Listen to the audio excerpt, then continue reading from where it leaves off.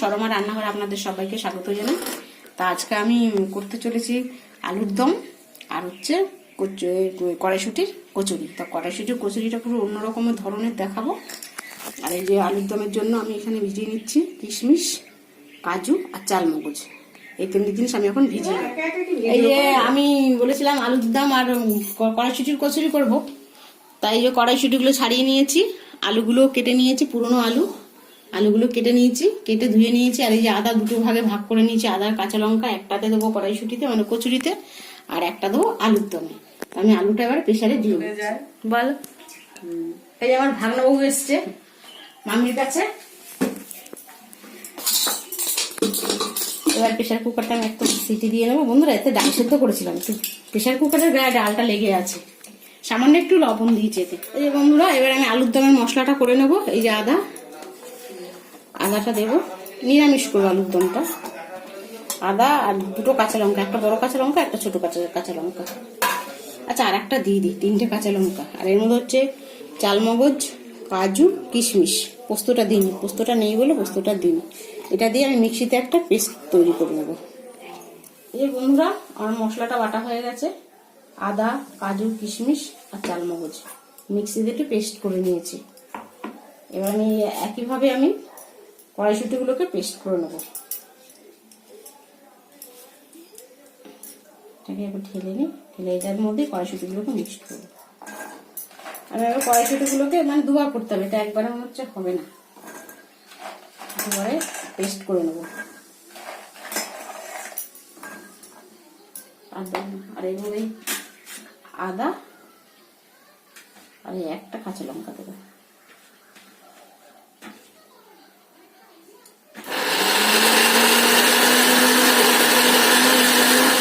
ময়দাটা আমি এবার মেখে নেবো। এই যে চিনি দিচ্ছি, সাদা তেল, তেলটা একটু ভালো দিতে হবে, ময়মটা ভালো করে মাখতে হবে। আর দিচ্ছি স্বাদ অনুসারে লবণ।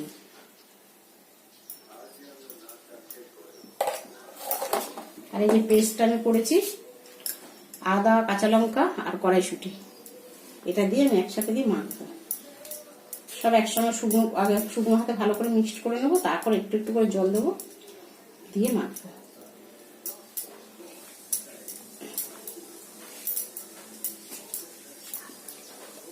আপনারা দেখতে থাকুন।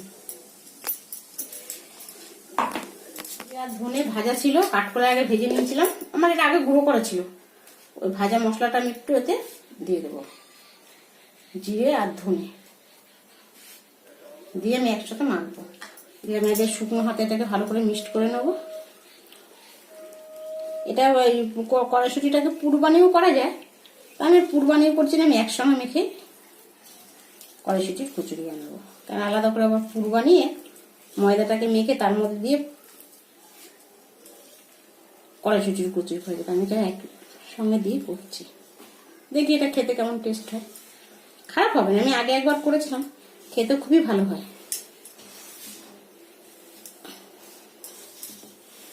শুকনো অবস্থায় মেখে নিই, তারপর একটু একটু করে জল দেবো। আপনারা দেখতে থাকুন। ময়দাটাকে মেখে এরকম একটা ডো তৈরি করে নিয়েছি, কড়াইশুটি ময়দা। দেখতে কত সুন্দর লাগছে, পুরো সবুজ। এবার আসুন, এটা 15 মিনিট আমি ঢাকা দিয়ে রাখি, রেখে আমি এবার আলুর দমটা বানিয়ে সাদা আলুর দম। আলুটাকে একটু ভেজে নেবো, হালকা করে একটু ভেজে নেবো, সাদা তেল দিয়ে ভেজে নেবো। তেলটা গরম হোক। আলুটা আমি প্রেসারে সেদ্ধ করে নিয়েছি, সাদা তেলে আমি আলুটাকে ভেজে নেবো।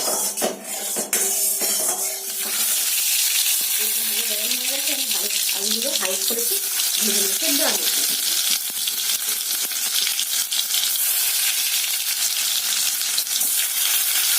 গরম তো বেশি বেশি বুঝতে পারছি।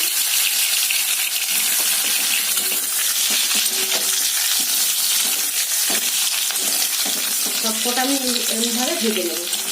হালকা করে একটু হলুদ নুন দিয়েছিলাম, এখন আর লবণটা দেবো না। এই মশলাটা যখন করছিল তখন একটু লবণ দেবো। হালকা হাতে নেড়ে হালকাভাবে ভেজে নেবো। করে নিচ্ছি গুঁড়ো মশলা, আলু ওদিকে ভাজা হচ্ছে হোক। ছোটো চামচে 2 চামচ ধনের গুঁড়ো, 2 চামচ জিরের গুঁড়ো। এটাকে আমি একটু জল দিয়ে ভিজিয়ে রাখবো। হালকা একটু জল দেবো, যেটা চামচ দেবো ওখানে।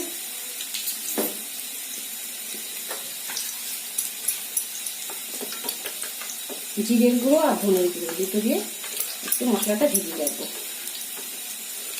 আমরা আলুগুলো যে আমার ভাজা হয়ে গেছে, আমি আলুগুলোকে তুলে নেবো, বসে নেবো। তখন সাদা তেলে ভেজেছি, এখন দেবো একটু সর্ষের তেল। দেবো একটা তেজপাতা আর গোটা গরম মশলা ফোড়ন দেবো, লবঙ্গ, এলাচ আর দারচিনি।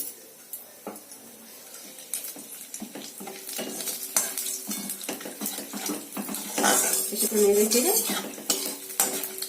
মশলাটা দেবো। ওই জিরেটা আর ধনে যেটা ভিজিয়ে রেখেছিলাম, জিরের গুঁড়ো ধনের গুঁড়ো, ওই মিশ্রণটাই আমি এতে ঢেলে দেবো।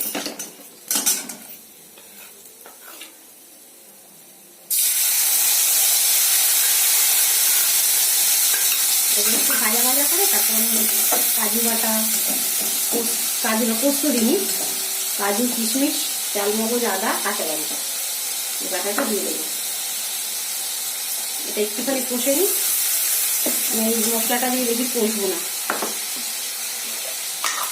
আলু সেদ্ধতে লবণ দিয়েছিলাম, আর অল্প একটু 1/2 চামচের মতো লবণ দিচ্ছি। যার যার স্বাদ অনুসারে লবণ দেওয়া হবে। স্বাদ অনুযায়ী লবণটা দিলাম। হলুদ ব্যবহার করবো না মশলাটা। এই আলুর দমটা লুচি, পরোটা, রুটি, ফ্রাইড রাইস, পোলাও এর সঙ্গে খুব যাবে, মানে খুব ভালো লাগে। আর যারা মশলা কম খান তাদের পক্ষে আরও ভালো, মশলা ঝাল তাদের আরও ভালো লাগবে আলুর দমটা। আমি এর সঙ্গে কিন্তু দুধও ব্যবহার করবো, দুধ ফোটানো আছে, দুধও লাগছে কিন্তু আমি ব্যবহার করবো। এই মশলার মিশ্রণটা সব দিয়ে দিলাম, কাজু, কিশমিশ, চালমগজ, আদা, কাঁচা লঙ্কা বাটা। কেন যেহেতু দুটো তো দুধ নালে কেটে যাবে, আমি এটা টমেটো ব্যবহার করবো না। মশলা থেকে যেমন তেল ছেড়ে দিয়েছে, মশলাটা প্রথমে আগে মিনিট 3 মতন আমি মশলাটাকে কষিয়ে নিয়েছি। এবার এই আলুটা আমি এতে দিয়ে দেবো। সেদ্ধ করে আলুটা ভেজে নিয়েছিলাম, এটা যেহেতু 3 মিনিটের মতো নিয়েছি, 2-3 মিনিটের মতো একটু কষে নেবো, নিয়ে তারপরে একটু হালকা হাতে জল দিয়ে দেবো।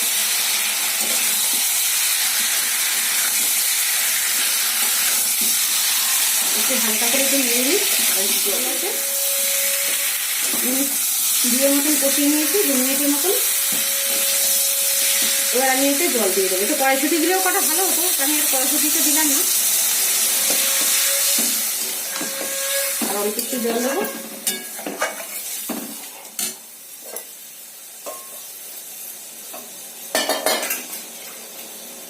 মশলা বাটি ধোয়া যে জলগুলো, সেই মশলা বাটি ধোয়া জলগুলো দিয়ে দেবো। আর এতে জল দেবো না, এটাই 5 মিনিটের মতন ফোটাবো, ফুটিয়ে একটু দুধ দিয়ে নামিয়ে দেবো। আপনারা দেখতে থাকুন। মাঝে একবার মানে ঢাকনাটা খুলেছিলাম, খুলে দেখছিলাম কেমন মানে কতটা ঝোল শুকিয়েছে। এই যে এরকম আদাই ঝোল শুকিয়েছে। এবার আমি এতে একটু দুধ অ্যাড করবো, মানে দুধটাকে ফুটিয়ে নিয়েছি, দুধ আর একটু চিনি।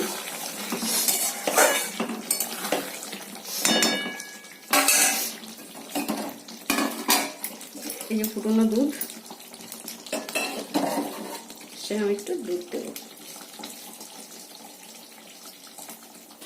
ব্যাস,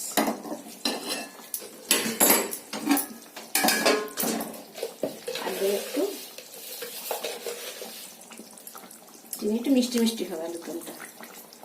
বাচ্চাদের, বড়দের সবার ভালো লাগবে, মোটামুটি যারা কম মশলা পছন্দ করেন।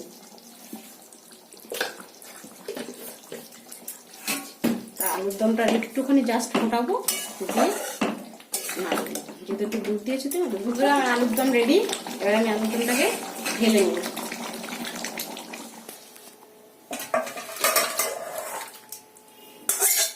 কড়াইতে তেল দিয়ে দিয়েছি, সাদা তেল। এই যে সেই ময়দা মাখাটা 15-20 মিনিটের মতন ছিল।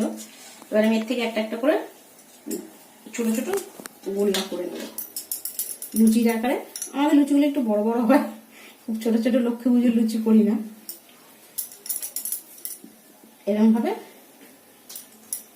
4-5টা এখন করে দিই, কেন ছেলে খেয়ে পড়তে যাবে।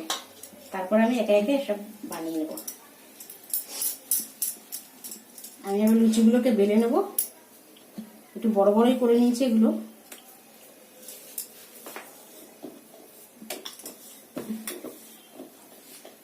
তাড়াহুড়া লেগে যাচ্ছে, ছেলে খেয়ে পড়তে যাবে।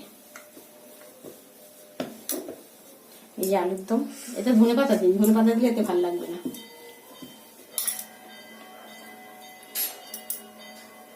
তেলটা এখনো গরম হয় না, একটু গরম হবে। তেলটা গরম হয়েছে।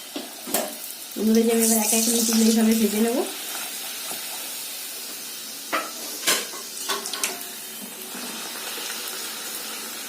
ফুলকো লুচি এবং ফুলে টোপলা হয়ে গেছে, কোলবালিশ না, মাথার বালিশ। লুচি আমি ভেজে নেব। তা আপনার বন্ধুরা দেখতে থাকুন, ভিডিওটা আমি এখানেই শেষ করব। তা ভিডিওটা যদি আমার ভালো লেগে থাকে, আপনারা লাইক, কমেন্ট, সাবস্ক্রাইব করে আমার পাশে থাকবেন। আর অবশ্যই এরকমভাবে একদিন বানিয়ে করে খেয়ে দেখবেন, ভালোই লাগবে খেতে, খারাপ লাগবে না। টাটা, ভিডিওটা আমি এখানেই শেষ করছি।